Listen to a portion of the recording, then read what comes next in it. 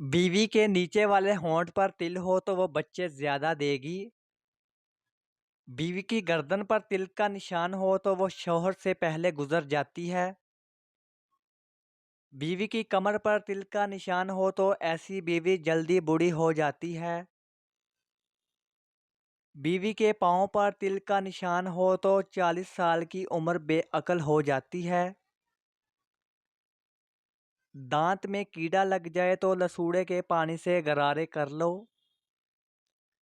چقندر کھانے سے بند قبض ہمیشہ کے لیے کھل جاتی ہے۔ سوتے وقت مشری کھانے سے آدمی کے چہرے پر جھریاں نہیں آتی۔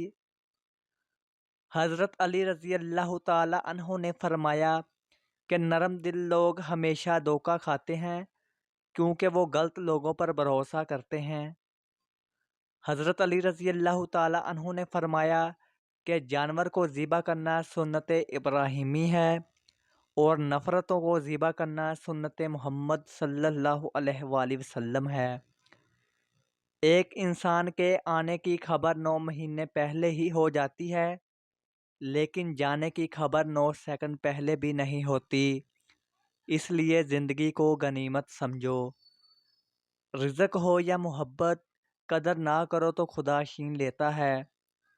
انسان زمین پر گر کر اٹھ سکتا ہے لیکن کسی کی نظروں سے گرا ہوا شخص دوبارہ نہیں اٹھ سکتا۔ حضرت محمد صلی اللہ علیہ وآلہ وسلم نے فرمایا، خاوند کو سجدہ کرنا۔ اگر میں حکم دیتا کہ کوئی کسی کو سجدہ کرے تو بیوی کو حکم دیتا کہ وہ اپنے خاوند کو سجدہ کرے۔